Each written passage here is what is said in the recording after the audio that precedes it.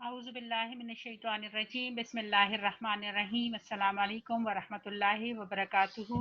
جماعت دہم کے طلبہ و طالبات کو خوش آمدید اردو کی آن لائن کلاس میں۔ آج ہمارا نواں لیکچر ہے، تو لیکچر کا آغاز کرتے ہیں اس امید کے ساتھ کہ آپ اچھی صحت کے ساتھ ہوں گے۔ پچھلے لیکچر میں ہم نے چیپٹر پڑھا تھا مجھے میرے دوستوں سے بچاؤ، جس میں جو ہے مصنف اپنے دوستوں کے بارے میں بتاتے ہیں کہ کون سے وہ دوست ہیں جن کے نہ ہونے پہ شاید وہ کہہ رہے ہیں کہ میں زیادہ خوش ہوں، یا جن سے رابطہ توڑ لینا جو ہے وہ شاید ضروری سمجھ رہے ہیں۔ تو ہم نے پیج نمبر 52 پہ ہم پڑھ رہے تھے، یہاں تک ہم نے پڑھ لیا تھا کہ جب وہ کمرے میں آتے ہیں اور کمروں کی چیزوں کا وہ غور سے جائزہ لیتے ہیں تو وہ دیکھتے ہیں، یہ جو سلیم پور گئے ہوئے تھے اپنے ایک دوست کے ہاں، تو وہاں پہ وہ دیکھتے ہیں کہ میز پہ کیا کیا چیزیں پڑی ہوئی ہیں، تو ان کو پتہ چلتا ہے کہ میز پہ بہت سے ایسا سامان پڑا ہوا ہے جو ان کے کسی کام کا نہیں ہے، چاہے وہ قلم ہو بہت قیمتی، چاہے وہ کاغذ ہو بہت قیمتی، یا چاندنی کی دوات ہو، اور اس میں وہ کہہ رہے ہیں کہ وہ بہت سی ایسی چیزیں تھیں جو ان کے کام کی نہیں تھی۔ تو یہاں سے آج ہم پڑھنا شروع کریں گے پیج نمبر 52 پہ۔ آخر کار میں نے وہی اپنا پرانا استعمالی مگر مفید بکس اور اپنی معمولی دوات اور قلم، جس نے اب تک نہایت ایمانداری سے میری مدد کی تھی اور میرے پرا خیالات کو تیزی کے ساتھ قفس کاغذ میں بند کیا تھا، نکالا اور لکھنا شروع کیا۔ وہ کہہ رہے کہ اس سامان کا جائزہ لینے کے بعد مجھے پتا چلا کہ بہت سے سامان جو ہے وہ میرے استعمال کا نہیں ہے، لہٰذا میں نے اپنا پہلا جو میں استعمال کر رہا تھا میں نے وہی چیزیں نکالی، اگرچہ وہ معمولی تھی، لیکن وہ کہہ رہے کہ اس نے بڑی ایمانداری سے وہ قلم ہے یا دوات ہے یا وہ چیزیں، وہ کاغذ جن پہ میں اپنے خیالات لکھتا تھا، یا وہ قلم جس نے میرا بہت ساتھ دیا تھا اور میں جو ہے اپنے خیالات جن سے کاغذ پہ لکھتا تھا وہ میں نے نکالے اور میں نے لکھنا شروع کر دیا۔ یہ ضرور ہے کہ جن مرغان خوشنوا کی تعریف میں شعراء اس قدر رطب اللسان ہیں، ان کی عنایت سے میں خوش نہیں ہوا کہ سب کے سب میرے کمرے کے نیچے درخت پر جمع ہو گئے اور شور مچانا شروع کر دیا۔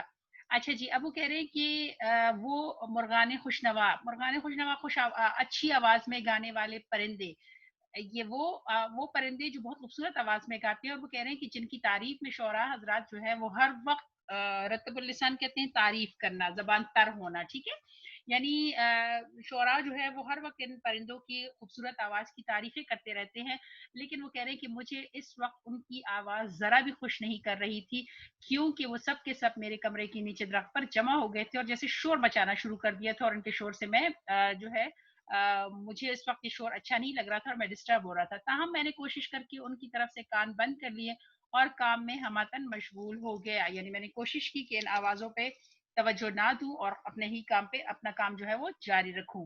اچھا پھر کیا ہوتا ہے، تن تن تنا تن چن تنا تن تن تن، میں ایسا مصروف تھا کہ دنیا و مافیہ کی خبر نہیں تھی، یعنی جب میں نے لکھنا شروع کیا تو مجھے جو ہے ارد گرد کے اپنے جو حالات ہیں ان کا پتہ نہیں چل رہا تھا، یا میں بالکل بے خبر ہو کر اپنے کام میں مصروف تھا کہ یکا یک اس تن تن نے چونکا دیا، یعنی یکا یک میرے کانوں میں ایک آواز آئی اور میں جو ہے اس کی طرف متوجہ ہو گیا۔ یہ کیا ہے، اوفو، اب میں سمجھا، میرے کمرے کے قریب شاکر خان صاحب کے چھوٹے بھائی کا کمرہ ہے، انہیں موسیقی میں بہت دخل ہے، اس وقت ستار سے شوق فرما رہے تھے، بہت خوب بجا رہے تھے۔ ساتھ والے کمرے میں ساتھ والے کمرے سے جو ہے ستار بجنے کی آواز آ رہی ہے، اور وہ کہہ رہے کہ وہ بہت اچھا بجا رہے تھے، ٹھیک ہے، اس میں کوئی شک نہیں ہے، لیکن اس نے مجھے ڈسٹرب کر دیا۔ کوئی آدھ گھنٹہ انہوں نے موسیقی کی مشق فرما کر میری خواہش کے خلاف محظوظ فرمایا، یعنی میں نہیں چاہ رہا تھا اس وقت اس آواز کو سننا، لیکن نہ چاہتے ہوئے بھی میں اس کو سننے پر مجبور تھا۔ پھر کسی وجہ سے وہ اپنے کمرے سے چلے گئے اور خاموشی طاری ہو گئی، تو مجھے پھر اپنے کام کا خیال آیا۔ اے میرے خیالات، تم ہی میرے گنجینا، میرا خزانہ ہو، خدا کے لیے رحم کرو، میرے دماغ میں پھر آ جاؤ، یعنی وہ جو خیالات ٹوٹے تھے، وہ کہہ رہے کہ میں نے اپنے آپ کو تیار کرنے کے لیے یہ الفاظ جو ہیں وہ دہرائے۔ یہ کہہ کر میں کاغذ کی طرف متوجہ ہوا کہ دیکھوں کہاں چھوڑا ہے، مطلب کہاں تک میں نے لکھا تھا، ٹھیک ہے جی، انہوں نے جو لکھا تھا وہ کیا لکھا تھا، جن کی قدر آپ کہاں بھول پڑے، اتنے دنوں کہاں رہے، یہ کیا محمل فقرہ ہوا۔ محمل، آپ کو پتہ ہے کلمہ کی دو قسمیں، حرف کی دو قسمیں ہوتی ہیں، محمل اور کلمہ۔ کلمہ وہ ہے جو جس سے بات سمجھ میں آ جائے، اور محمل وہ جو ایک نامکمل یا بے معنی فقرہ جو ہے وہ ہوتا ہے، ٹھیک ہے، تو وہ کہہ رہے ہیں کہ میں نے کہا کہ یہ میں نے کیا مطلب محمل سا بے فائدہ بے معنی لفظ جو ہے وہ یا فقرہ جو ہے وہ لکھا ہوا ہے، لا حول ولا قوت، میں بھی کیا گڑبڑ کر رہا ہوں۔ ظاہری بات ہے وہ بار بار ڈسٹرب ہو رہے تھے، تو وہ جو لکھ رہے تھے وہ ان کو پھر پتا چلا کہ یہ تو میں نے بہت غلط لکھ دیا ہے۔ آپ کہاں بھول پڑے، اتنے دنوں کہاں رہے؟ یہ فقرے تو شاکر خان صاحب نے کسی دوست سے کہے ہیں جو ابھی ان سے ملنے آیا، میں مصروفیت میں بھی انہیں ہی لکھ گیا، ٹھیک ہے، یعنی جو سنا وہ اسی کو لکھ بیٹھے تھے۔ ہاں تو کاٹ کاٹ کر فقرہ درست کرنا چاہیے، اور جن کی قدر ابھی تک ملک و قوم کو معلوم نہیں ہوئی اور باہر کوئی دروازہ کھٹکھٹاتا ہے، یعنی اس فقرے کو ابھی درست کرنے ہی والے تھے کہ دوبارہ جو ہے وہ دستک ہوتی ہے۔ کون ہے؟ میں ہوں شبن، سرکار نے کہا ہے اگر آپ کو تکلیف نہ ہو تو نیچے ذرا سی دیر کے لیے تشریف لائیے، کوئی صاحب آئے ہوئے ہیں اور سرکار انہیں آپ سے ملانا چاہتے ہیں۔ بادل ناخواستہ میں اٹھا، بادل ناخواستہ نہ چاہتے ہوئے بھی، اور نیچے گیا۔ شاکر صاحب کے دوست راجہ طالب علی صاحب تشریف لائے تھے، ان سے میرا تعارف کرایا گیا، تھوڑی دیر کے بعد وہ تشریف لے گئے اور مجھے بھی فرصت ملی، میں نے یکسو ہو کر لکھنا شروع کیا، یعنی ان سے ملنے کے بعد ایک طرف ہو کر اب میرا مجھے تھا کہ اب مجھے لکھ لینا چاہیے۔ تھوڑی ہی دیر ہوئی تھی کہ شبن نے پھر دروازہ کھٹکھٹایا، معلوم ہوا کہ میری پھر یاد ہوئی ہے، میرے میزبان کے کوئی اور دوست آئے ہوئے ہیں اور میں انہیں دکھایا جاؤں گا، ٹھیک ہے۔ گویا میں بھی مثل اس عربی گھوڑے کے تھا جسے میزبان نے حال ہی میں خریدا تھا اور جو ہر دوست کو استبل سے منگا کر دکھایا جاتا تھا، یعنی وہ کہہ رہے ہیں کہ میری اس وقت حالت ایسی ہو رہی تھی کہ جیسے کوئی قیمتی گھوڑا کسی نے خریدا ہو اور ہر آنے والے کو اس کو دکھانا اور اس کی تعریف کرنا جو ہے وہ ضروری سمجھا جاتا ہے، یعنی جو بھی شخص آ رہا تھا مجھے بلا کر اس سے ملوانا میرے میزبان جو ہے وہ ضروری سمجھ رہے تھے، اور مجھے اس چیز پہ غصہ آ رہا تھا۔ ان دو سے نجات پا کر اور بھاگ کر میں اپنے کمرے میں آیا، خیالات غائب ہو گئے تھے، فقرہ اثر نو پھر بنانا پڑا، طبیعت اچاٹ ہو گئی، یعنی بیزار ہو گئی، بس اب پھر بار بار ڈسٹرب ہونا، بار بار شروع کرنا، بار بار اس کو جو ہے لکھنے بیٹھنا، وہ کہہ رہے کہ اب میری طبیعت جو ہے وہ مطلب اچاٹ ہو گئی، اب میرا دل نہیں کر رہا تھا لکھنے کو، بہزار دقت پھر بیٹھا اور لکھنا شروع کیا۔ اب کی مرتبہ خوش قسمتی سے کوئی آدھ گھنٹہ ایسا ملا جس میں کوئی آیا گیا نہیں، اب میرا قلم تیزی سے چل رہا تھا اور میں لکھ رہا تھا، ٹھیک ہے جی۔ کہ اب آہستہ آہستہ کیا ہوا کہ ایک ٹائم ایسا آیا کہ دل بھر گیا اور کام نہیں کرنے کو دل نہیں چاہ رہا تھا، تو وہ کہہ رہے ہیں کہ پھر آدھا گھنٹہ ایسا ملا کہ میں کام کرنے لگ گیا تھا اور میں لکھتا چلا گیا۔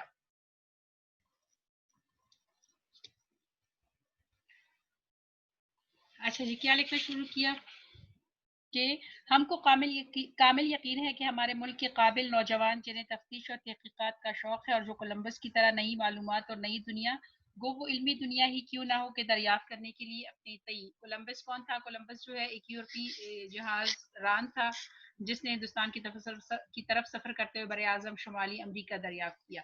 یہ وہ جملے ہیں جو وہ لکھ رہے ہیں، ٹھیک ہے، اور یہاں تک لکھنے کے بعد کہ وہ اپنی تئی یعنی اپنی کوشش کر کے دروازے پر پھر دستک کیا ہے؟ اچھا، دریافت کرنے کے لیے اپنی تئی خطرے میں ڈالنے سے بھی خوف نہیں کھاتے، ضرور اس طرف متوجہ ہوں گے اور اپنی کاوشوں اور کوششوں سے موجودہ۔ اتنا ہی جملہ لکھا اور پھر دوبارہ جو ہے وہ دروازہ کھٹکھٹایا گیا، یعنی آدھا جملہ بھی نہیں لکھ پاتے اور دوبارہ جو ہے وہ نوکنگ ہو رہی ہے یا دستک جو ہے وہ بار بار دی جا رہی ہے۔ ہاں حضور سرکار آپ کا انتظار کر رہے، کھانا ٹھنڈا ہو جاتا ہے، اوہ ہو میں مجھے خیال ہی نہیں رہا، سرکار سے عرض کرنا میرا انتظار نہ کرے، میں پھر کھا لوں گا، اس وقت مجھے کچھ ایسی بھوک نہیں۔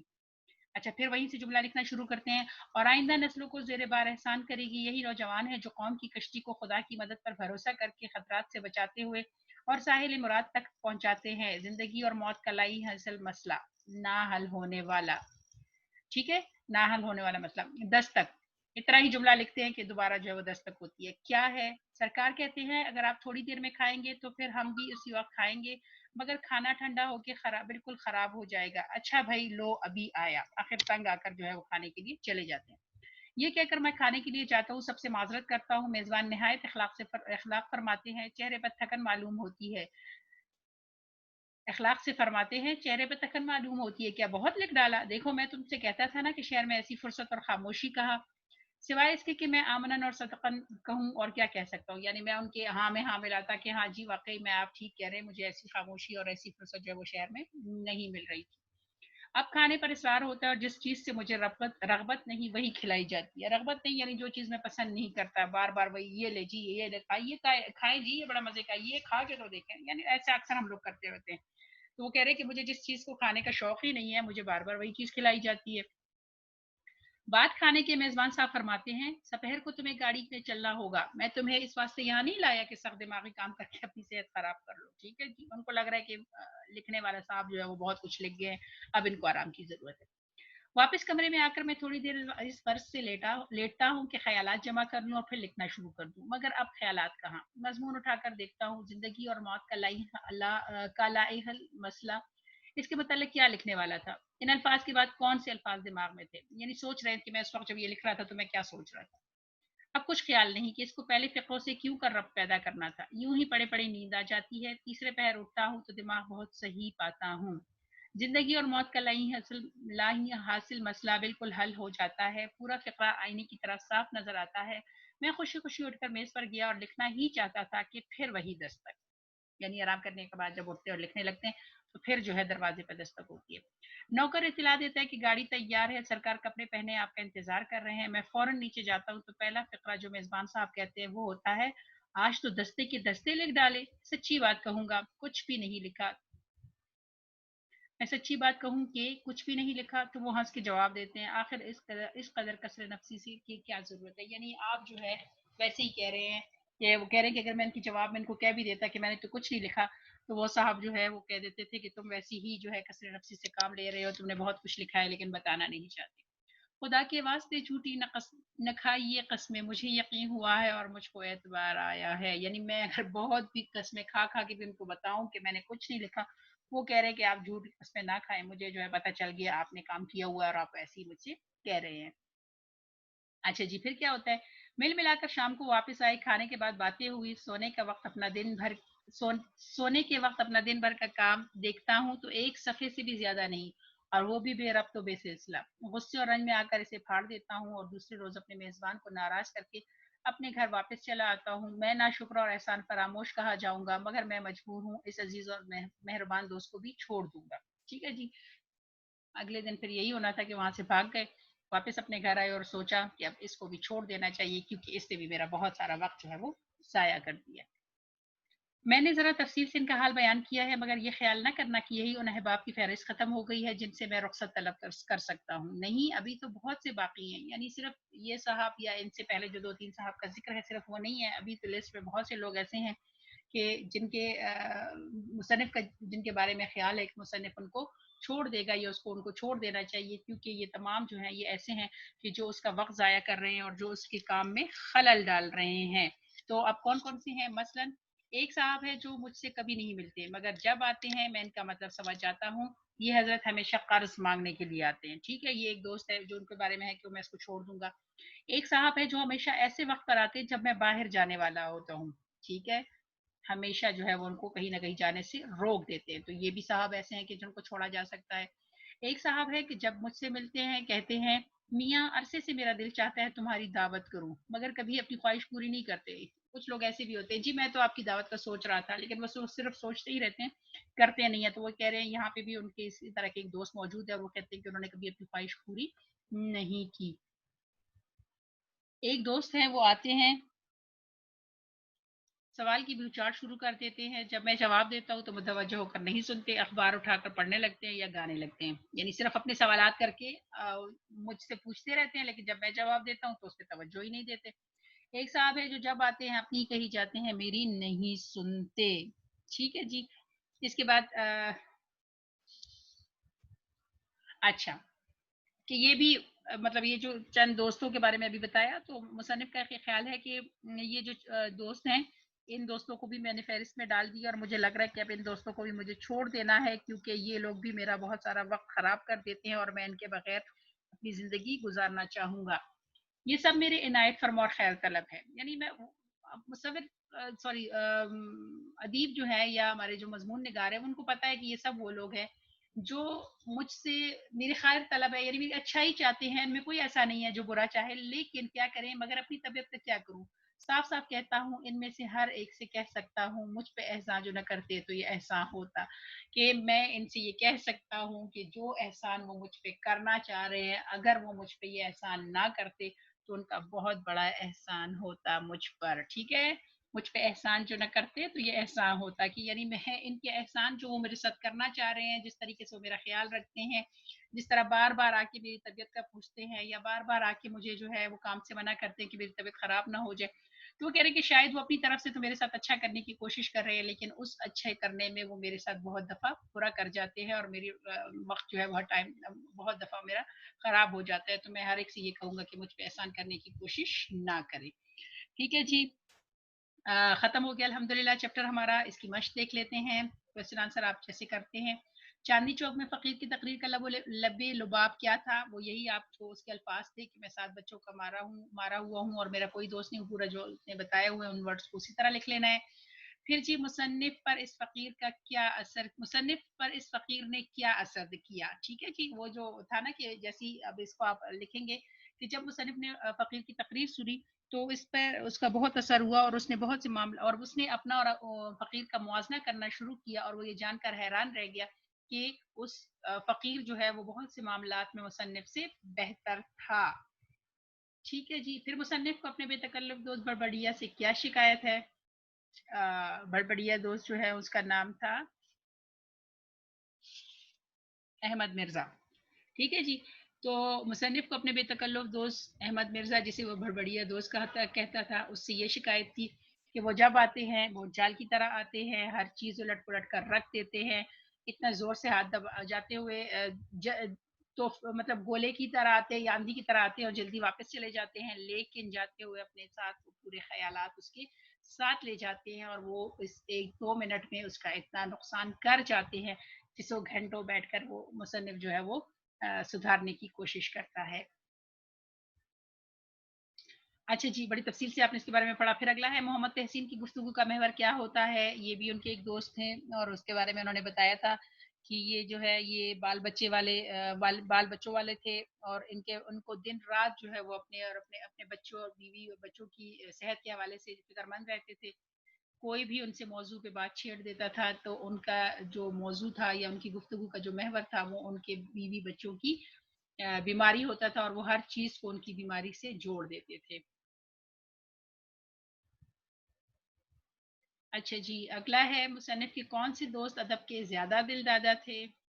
مصنف کے وہ جو دوست تھے سلیم پور کے رئیس شاکر خان صاحب، ٹھیک ہے، کہ مصنف کے دوست شاکر خان صاحب جو ضلع سلیم پور کے رئیس تھے وہ ادب کے زیادہ دل دادا تھے، اور ان کا خیال تھا کہ اہل علم کی تھوڑی سی قدر کرنا عمرہ کے شایان شان ہے، اس لیے وہ ادبی لوگوں کا زیادہ یا ادب سے تعلق رکھنے والے لوگوں کا زیادہ خیال رکھتے تھے۔ اچھا جی، سوال نمبر 2 آپ کے پاس ہے، سبق کے متن کو نظر رکھ کے درست جواب پر ٹک کا نشان لگائیں۔ یہ آپ کے پاس پینسل ہونی چاہیے اور جلدی جلدی لگاتے جائیں۔ آفت کا مارا فقیر کتنے بچوں کا باپ تھا؟ 7۔ آپشن نمبر 3 اس کا صحیح آنسر ہوگا۔ اگلا، مصنف نے کس مصیبت کو فقیر کے لیے نعمت تصور کیا ہے؟ روٹی کی محتاجی، دوست نہ ہونا، قریب الوطنی یا بھیک مانگنا؟ جی آپشن نمبر 2 جو ہے دوست نہ ہونا، مصنف کے نزدیک فقیر کے لیے یہ ایک نعمت ہے۔ اگلا، مصنف نے کس دوست کو بڑبڑیا دوست کہا ہے؟ محمد تحسین، احمد مرزا، قرض خواہ دوست یا مقدمے باز دوست؟ آپشن نمبر 2 اس کا آپشن صحیح ہے، احمد مرزا کو۔ اگلا ہے جی، شاکر صاحب مصنف کو لے گئے سلیم پور، دلی، جے پور یا شاہپور؟ سلیم پور لے گئے تھے کیونکہ سلیم پور کے رئیس تھے شاکر صاحب، ٹھیک ہے جی۔ مصنف کا دوست زیادہ بے تکلف اور شور مچانے والا ہے کون سا؟ احمد مرزا، شاکر صاحب، قرض خواہ دوست یا محمد تحسین؟ احمد مرزا، آپشن نمبر 1 جو ہے اس کا صحیح آنسر ہے۔ اچھا جی، پھر اگلا ہے مصنف کے دوست انہیں راجہ صاحب سے ملوانے کہاں لے جانا چاہتے تھے؟ جام نگر، احمد نگر، الہ آباد اور Ahmedabad? Option number 2 Ahmednagar. اگلا، مصنف جس کمرے میں ٹھہرائے گئے اس کی کھڑکی کھلتی تھی؟ باغ میں، چٹیل میدان میں، بائی باغ میں، استریا کی سمت؟ بائی باغ میں کھلتی تھی اس کی کھڑکی۔ پھر جی خالی جگہ پر ہے، چاندنی چوک میں صدا لگانے والا فقیر ڈیش تھا؟ غریب الوطن تھا، آپشن اس کا۔ احمد مرزا کی خلقت میں داخل ہے کہ 2 منٹ ڈیش نہیں بیٹھا جاتا، نچلا نہیں بیٹھا جاتا، آرام سے نہیں بیٹھا جاتا۔ مصنف کو لکھنے پڑھنے سے منع کرنے والے دوست کا نام ڈیش ہے؟ احمد مرزا، محمد تحسین، شاکر خان؟ احمد مرزا، ٹھیک ہے جی۔ احمد نگر کے رئیس کا نام تھا طالب علی، آپشن 3 جو ہے وہ اس کا صحیح آنسر ہے۔ پھر میری ڈیش دوست کا نام شاکر خان ہے، ادب پسند دوست کا نام. ٹھیک ہے جی، صحیح اور غلط ہے. چاندنی چوک میں ایک بدصورت فقیر صدا لگا رہا تھا. صحیح، درست، کیونکہ وہ انہوں نے بتایا کہ صورت اچھی تھی لیکن مسخ ہو چکی تھی تو وہ بدصورت ہی ہم اس کو کہیں گے. فقیر کے پاس سب کچھ تھا، اس کا کوئی دوست نہ تھا. غلط، اس کے پاس کچھ بھی نہیں تھا اور دوست بھی نہیں تھا. احمد مرزا کا کو مصنف نے بڑبڑیا کا نام کیا ہے. درست. شاکر خان صاحب کے ہاتھ سیاہی کی دوا خشک اور قلم بغیر نب کے تھے. صحیح. شاکر خان کے بھائی موسیقی سے نفرت کرتے تھے. غلط. اچھا جی، پھر آپ کے پاس اقتصابات ہے. دیکھو، پرانی دوستی کا واسطہ، یہ کل میں نے آپ کو پچھلے لیکچر میں دیا تھا. اب جو اگلا ہے وہ ہے بادل ناخواستہ اور میں لکھ رہا تھا. ٹھیک ہے جی، یہاں پہ یہ پیج نمبر پہ جائیں گے تو پیج نمبر 53 پہ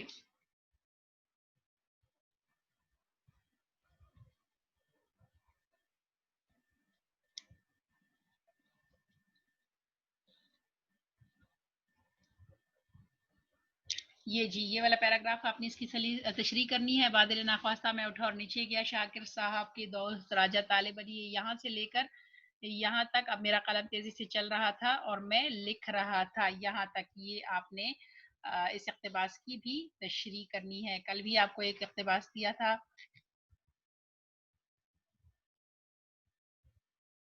اچھا جی، اگلا سوال ہمارے پاس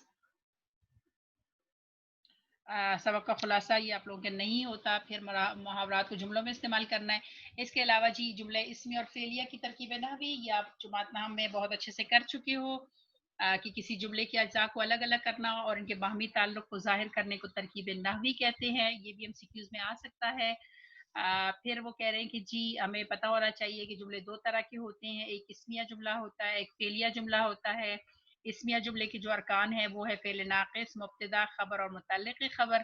اسی طرح جملہ فعلیہ کے میں ہوتے ہیں فعل تام، فاعل، مفعول اور متعلق خبر یا متعلق فعل بھی ہو سکتا ہے. جیسے احمد ہوشیار ہے، اس میں ہے جو ہے وہ فعل ناقص ہے، احمد مبتدا ہے اور ہوشیار خبر ہے. شاہد اور امان حاضر تھے، اس جملے میں تھے جو ہے وہ فعل ناقص ہے، شاہد اور امان مبتدا اور حاضر خبر ہے. اب جملے فعلیہ کی مثالیں دیکھیں، یہ سارے اسمیہ جملے تھے. ٹھیک ہے جی، جملے فعلیہ میں ہوگا کہ جمیلہ کتاب پڑھتی ہے. پھر پڑھتی ہے فعل ہے، جمیلہ فاعل ہے اور کتاب جو ہے وہ مفعول ہے اور یہ فعلیہ جملہ ہے. اقبال نے مون مارکیٹ سے نیا قلم خریدا. اس میں جو ہے خریدا فعل ہوگا، اقبال جو ہے وہ فاعل ہوگا کیونکہ وہ کام کر رہا ہے. علامت فاعل جو ہے مون مارکیٹ یعنی جہاں پہ وہ کام ہوا ہے، اور لکھے یا نہ لکھے اس میں تو کوئی فرق نہیں پڑتا کہ آپ اس میں کام کرے یا نہ کرے. اور سوری، اس میں جو ہے مفعول وہ ہوگا قلم کیونکہ اس کو خریدا گیا ہے. مون مارکیٹ سے متعلق فعل نیا صرف قلم، یعنی چھوٹی چھوٹی چیزیں بھی آپ بتا سکتے ہیں لیکن اگر آپ بیسک جو چار سے جیسے آپ کو میں نے 9 میں بتایا تھا 3 سے 4 چیزیں بتا دیتے ہیں تو آپ کی ترکیب نحوی جو ہے کمپلیٹ ہو جاتی ہے. اچھا جی، وہ آپ کو کہہ رہے ہیں کہ ان جملوں کے اور مصروں کی ترکیب نحوی کریں. جملوں کی تو ترکیب نحوی آپ کر چکے ہیں لیکن یہاں پہ آپ کو ایک مصرع بھی دیا ہوا ہے، شمع ہر رنگ میں جلتی ہے سحر ہونے تک. اس کی ترکیب نحوی کے لیے پہلے آپ نے اس کو نثر میں تبدیل کرنا ہوگا. یہ مصرع ہے یعنی پہلے آپ اس کو یہ آپ کو دیا جا سکتا ہے مصرع کس کی ترکیب نحوی کرے تو اس مصرے کو پہلے آپ نے نثر میں چینج کرنے. جیسے آپ یہاں پہ لکھیں گے کہ شمع سحر ہونے تک ہر رنگ میں جلتی ہے یا شمع ہر رنگ میں سحر ہونے تک جلتی ہے. آپ نے اس کو اس طرح نثر میں بنا لینا ہے، شمع ہر رنگ میں سحر ہونے تک جلتی ہے، اور اس کے بعد اس کی آپ نے ترکیب نحوی کرنی اور بتانا ہے کہ یہ کون سے اس میں جملے جو ہیں وہ جملے اسمیہ ہیں اور کون سے فعلیہ ہیں. اس کے علاوہ ایک اور چیز ہے افسانے کی تعریف. یہ بھی آپ لوگ 9 میں پڑھ چکے ہو کہ افسانہ کیا ہے. یوسف فرزی کو کہانی کو کہتے ہیں جو مختصر، دلچسپ اور واقعاتی لحاظ سے زندگی کے کسی پہلو پر روشنی ڈالے. اس کے کردار فرضی ہوتے ہیں لیکن حقیقی نظر آتے ہیں. اس کی طوالت اتنی ہوتی ہے کہ ایک نشست میں سے پڑھا جا سکتا ہے، یعنی ایک دفعہ بیٹھ کے آپ ایک افسانہ جو ہے آرام سے پڑھ سکتے ہیں. وحدت تاثر اس کی بڑی خوبی ہوتی ہے. ٹھیک ہے جی، اس میں آپ سے ایم سی کیوز جو ہے وہ بھی پوچھے جا سکتے ہیں. اس کے علاوہ افسانے کا تعارف بھی پوچھا جا سکتا ہے. افسانے آپ لوگوں نے جماعت نامہ میں بھی پڑھے تھے. تو الحمدللہ جی کام ہمارا کمپلیٹ ہو گیا. آپ نے مشق کر لینی ہے، سوال جواب کرنے ہیں، اقتباس کی تشریح کرنی ہے. اپنا بہت سارا خیال رکھیں، ہمیں بھی دعاؤں میں یاد رکھیں. اللہ حافظ.